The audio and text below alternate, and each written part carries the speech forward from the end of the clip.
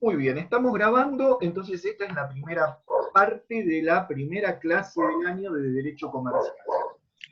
El derecho comercial, ahora enseguida, lo que ustedes pueden hacer si tienen mucho ruido en sus casas, porque se escucha todo, es silenciar sus micrófonos y volver a activarlos cuando quieren hacer alguna pregunta. No se olviden de volver a activarlos cuando quieran hacer alguna pregunta. Entonces les decía, ustedes ya cursaron Derecho Civil, perdón, Derecho Constitucional y Derecho Civil. El derecho comercial hoy en día forma una unidad con el derecho civil. Derecho civil y derecho comercial se llaman derecho privado. Hay un nuevo código, ustedes saben, un nuevo Código Civil y Comercial de la Nación.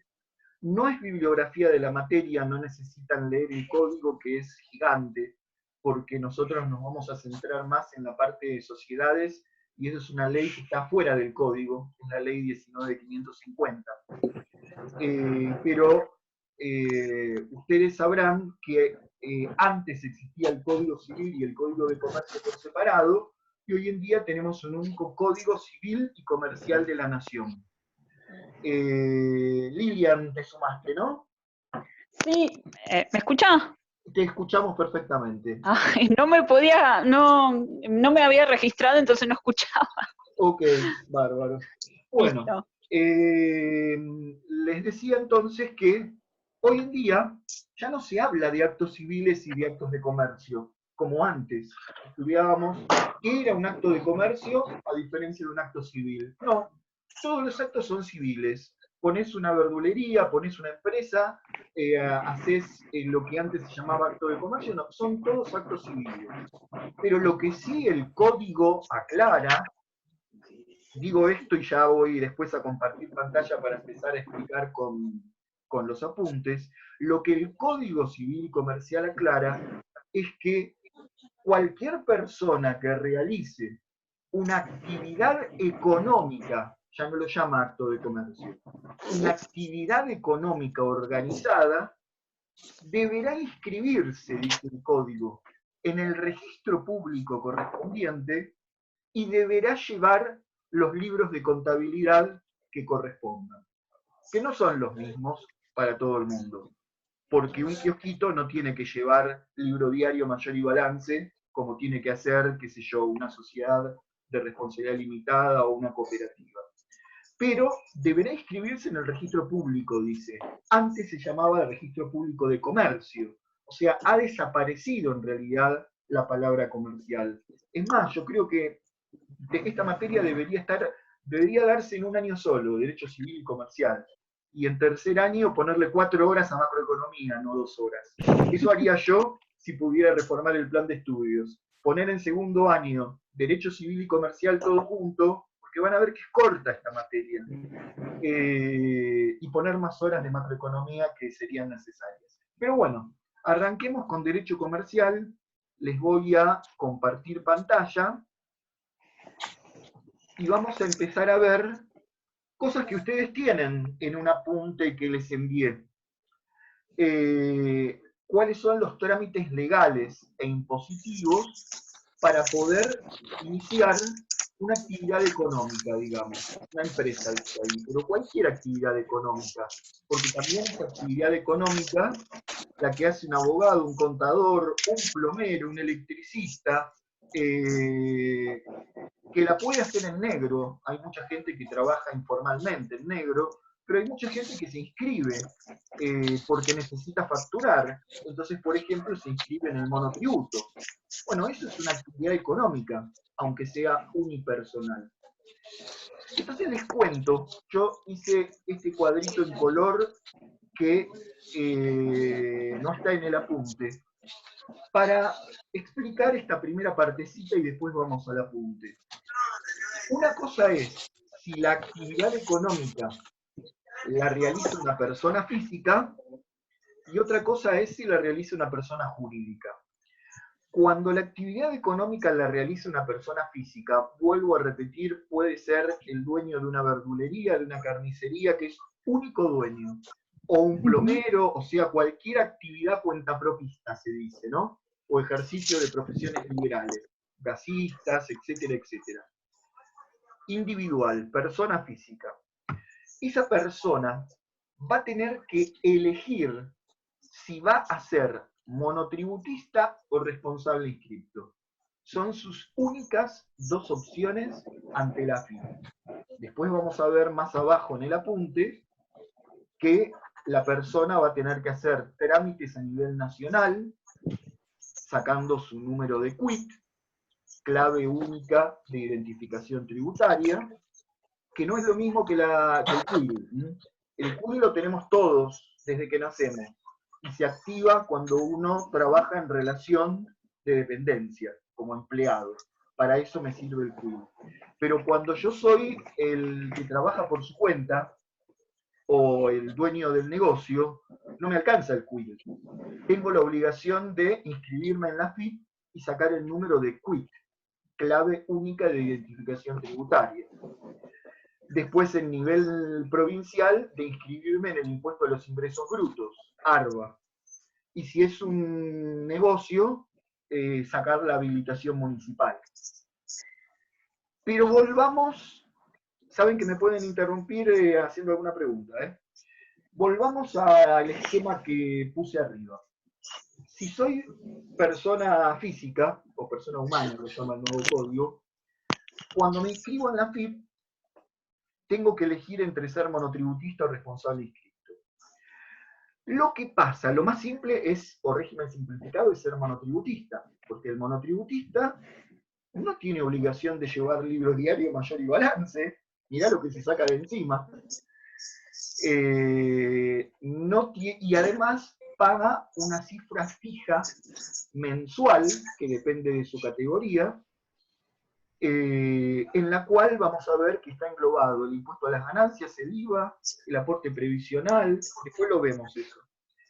Es mucho más simple ser monotributista, pero ojo, para elegir para optar por ser monotributista, ustedes sabrán que no hay que facturar por encima de determinados topes, que eso, no me acuerdo los importes, los pueden consultar en la página de la FIP, en cualquier sitio de internet, te dice que para ser monotributista categoría A, que es la más baja, no podés facturar más de, no me acuerdo si son 24.000 o 36.000 pesos por año, es muy bajito el importe.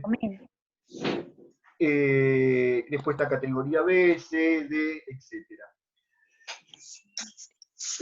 En cambio, si vos tenés que facturar montos más altos, o si necesitas hacer factura con IVA discriminado, vas a tener que optar, aunque seas persona física, por ser responsable inscripto.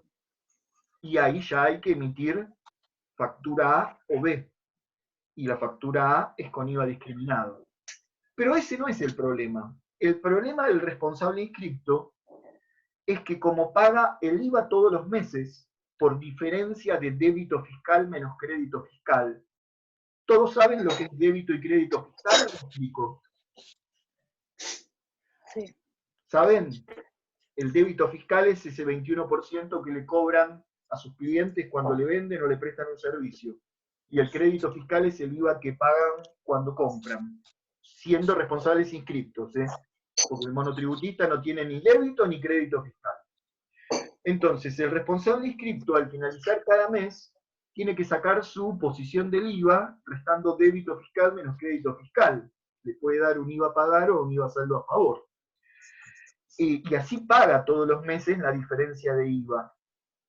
Pero no está incluido en eso su aporte jubilatorio, que el monotributista sí tiene incluido su aporte jubilatorio y su aporte a obra social dentro del monotributo. Es mucho más simple el monotributo. El responsable inscripto se deberá inscribir también como autónomo con respecto al régimen jubilatorio.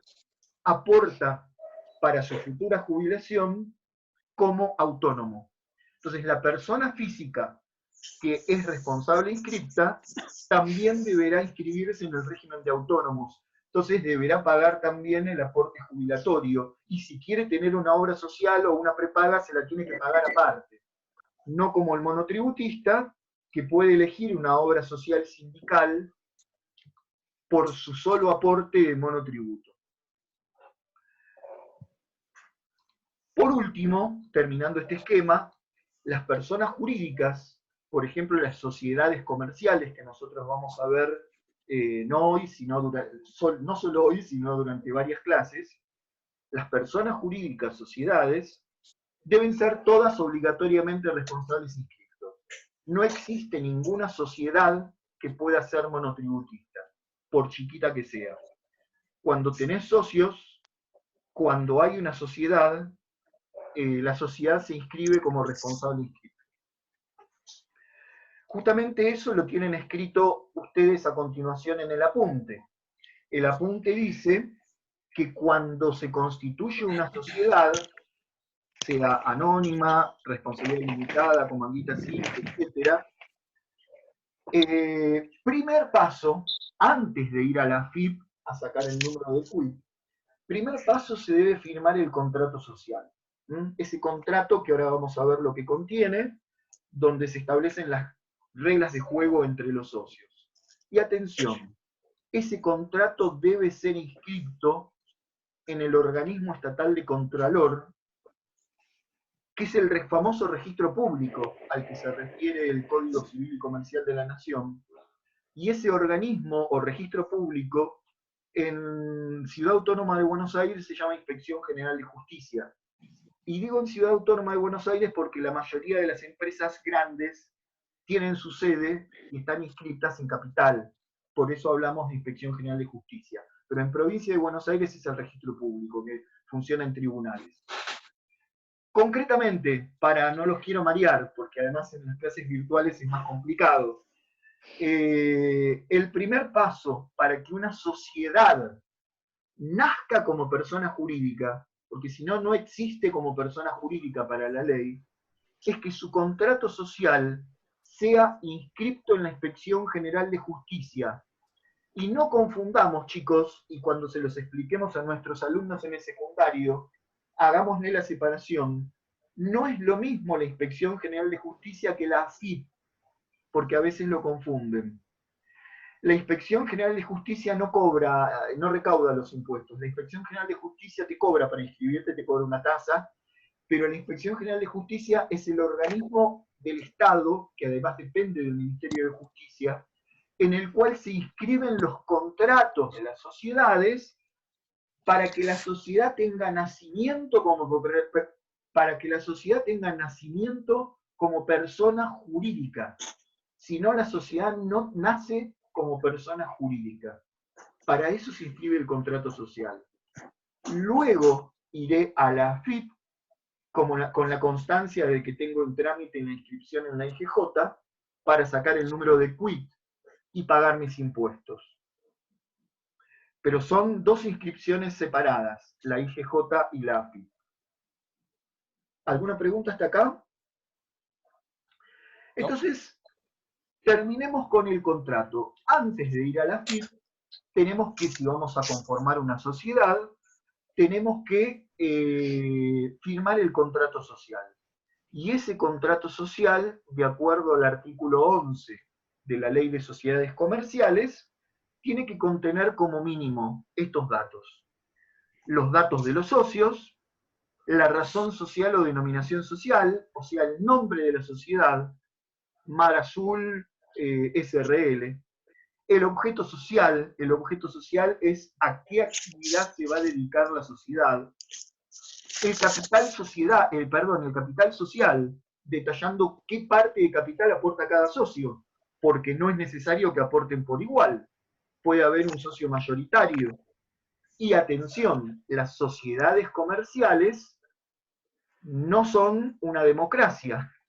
No hay un voto por socio, sino que el socio que aportó mayor capital tiene más votos, y el socio que aportó mayor capital tiene derecho a llevarse un mayor porcentaje de las ganancias. Entonces, por eso es importante detallar en el contrato cuál es el total del capital de la sociedad, cuánto aporta cada socio.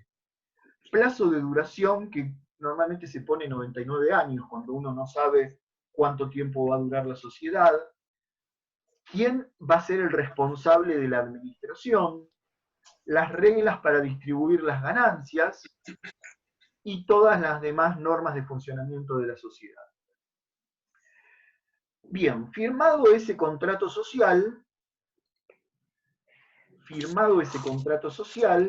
vamos a hacer nuestra inscripción en la AFIP. Como dijimos, las sociedades tienen que ser responsables inscritos, por lo cual, cuando facturen, van a emitir factura modelo A cuando le vendan, esto ustedes lo saben muy bien, cuando le vendan a otro responsable inscrito, y van a emitir factura B sin discriminar el IVA cuando la venta la hagan a un monotributista o a un consumidor final. Pero vuelvo atrás un segundito y quería que dejemos clara cuáles son las funciones de la AFIP. ¿Cuáles son las funciones de la AFIP? La AFIP, en realidad, si ustedes entran a la página de internet de la AFIP, tiene 3 solapas. AFIP impositiva, o DGI, AFIP de seguridad social, y AFIP aduana, o Administración Nacional de Aduanas. Antes todos esos organismos eran 3 separados. Desde la década del 90 que están todos juntitos en la Administración Federal de Ingresos Públicos, AFIP. Pero la AFIP conserva entonces esas 3 funciones, es decir, recaudar los impuestos nacionales, como el IVA y el impuesto a las ganancias, recaudar los aportes de la seguridad social, como por ejemplo lo que nos descuentan de nuestro sueldo en concepto de aporte jubilatorio o los aportes del patrón, y también administrar todos los impuestos del comercio exterior, las retenciones, los derechos de exportación, los derechos de importación. Son las 3 funciones de la AFIP. Recaudar impuestos nacionales, recaudar impuestos de comercio exterior y recaudar los aportes previsionales. El tercer nivel, primero era el nivel nacional, el segundo nivel es el Estado provincial. El Estado provincial también recauda impuestos. La provincia de Buenos Aires lo hace mediante ARBA, la agencia de recaudación de la provincia de Buenos Aires. Y el principal impuesto que pagan los que tienen una actividad económica o un comercio es el famoso impuesto a los ingresos brutos. Hay otros impuestos que recaudar, como el patente al automotor, el inmobiliario. Y como dijimos antes, en el nivel municipal está la tasa para que la municipalidad te habilite el negocio, o impuestos que cobra tasas, la municipalidad no cobra impuestos, lo llama tasas. Tasas municipales como por ejemplo por tener un cartel de publicidad, por poner sillas en la calle si es un bar, hay un montón de tasas que hay que pagar a la municipalidad. Pero esto intenta hacer entonces una síntesis de los trámites legales e impositivos a los que tenemos obligación si queremos tener una actividad económica. Cuando esa actividad económica es adentro de nuestra casa, por ejemplo, si uno es abogado y asesora a otra persona, quizá lo pueda hacer en negro, sin facturar. Pero cuando tenés un negocio a la calle, tenés que inscribirte sí o sí en la AFIP, porque si no te clausuran. Bien, Zoom me está avisando que quedan solo 9 minutos, pero los vamos a aprovechar para ver qué diferencias hay entre el régimen de los autónomos y de los monotributistas. ¿Se acuerdan que al principio habíamos visto que son las personas físicas las que pueden elegir entre el régimen simplificado del monotributista o el régimen general de los responsables inscriptos? Y que si es responsable inscripto va a tener que ser autónomo. Entonces, ¿qué diferencias hay entre el monotributista y el autónomo? ¿Qué ventajas y qué desventajas tiene cada uno de ellos? Esto también es un apunte que ustedes tienen y que yo se los envié por mail. Miren, los autónomos que están en el régimen general y son responsables inscriptos, van a tener que hacer entonces, como dijimos, sus aportes jubilatorios o previsionales en forma mensual. aparte de los demás impuestos. Y es bastante lo que tienen que pagar. Además, están obligados a liquidar el impuesto al valor agregado todos los meses, por diferencia entre débito y crédito fiscal. También tienen que pagar aparte por año, hacer una declaración jurada y pagar un porcentaje de impuesto a las ganancias, cosa que el monotributista lo tiene todo junto en el pago del monotributo. Es mucho más complicado entonces para el autónomo, hay muchos más pagos. El autónomo tiene que llevar libros contables, el libro de IVA compras y el libro de IVA ventas. Obviamente, por ser responsable inscripto, va a emitir facturas A y B, nunca factura C. Tiene una ventaja, que como tiene contabilidad, tiene acceso más fácil a un préstamo cuando le va a pedir un crédito al banco, porque el banco te pide tu documentación contable. Y un monotributista no es fácil para demostrarle al banco cuál es su patrimonio, o cuáles son sus ventas, cuál es su recaudación. Esa sería la ventaja de un responsable inscripto autónomo. Los monotributistas o aportantes al régimen simplificado, mucho más fácil. Yo tengo un negocio pequeño, yo optaría por ser monotributista. Reemplazan el pago, miren todo lo que reemplazan. Todos los aportes previsionales, el IVA y el impuesto a las ganancias en un único pago mensual que se llama monotributo. Y la categoría depende de parámetros como su facturación, la superficie del negocio, la energía eléctrica y el precio de venta unitario de lo que vende. No tiene obligación el monotributista de llevar registros contables, solo debe guardar sus comprobantes, porque después la FIP le controla. Ojo, a ver si estás facturando 2 millones de pesos por año y pretendés seguir en el monotributo. Eso no se puede. Tenés que pasar a ser responsable inscripto, si aumenta tu facturación por encima de determinados límites. Y yo marcaría que la desventaja es esa. Es más difícil demostrar su situación económica ante un banco cuando necesitan pedir un crédito, como hoy en día, que las empresas necesitan préstamos porque con esta pandemia están teniendo problemas financieros.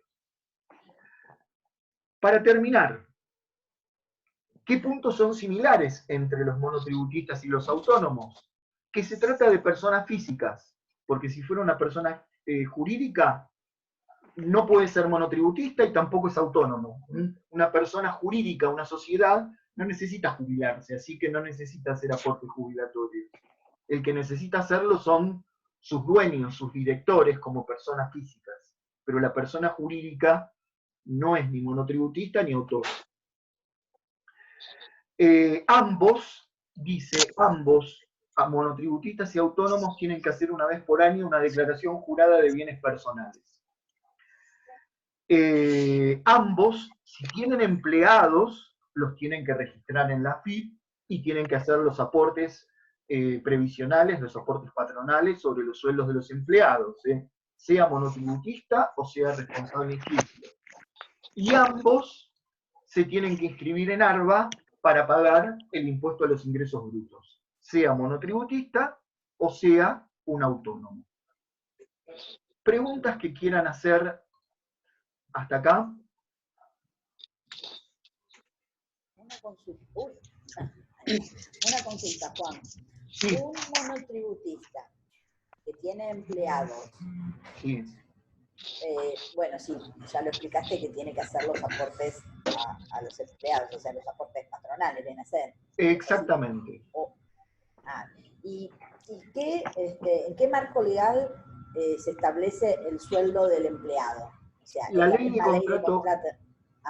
La ley de contrato de trabajo que ustedes vieron o van a ver el año que viene en cuarto en derecho laboral. La ley de contrato de trabajo. Bien, eso por un lado. Y por otro, un monotributista solamente es una persona física, no se puede establecer sociedad en el monotributo. No. Vamos a ver una excepción que es las sociedades de hecho, lo vamos a ver en la próxima parte, que son sociedades que no están regularmente constituidas porque no tienen contrato social, pero hay 2 o 3 personas que funcionan juntos en los hechos como socios, que ahí se les permite a cada uno de esos socios, si es una sociedad chiquita, ser monotributistas. Pero si no, las sociedades tienen que ser responsables inscriptas, no pueden ser monotributistas. Bien, bien, bien. Gracias, Juan. No, por favor. Bueno, entonces dejamos la grabación de esta parte acá y nos volvemos a conectar con el otro código, no se confundan el código, a las 19:30 para la segunda parte de la clase, ¿sí?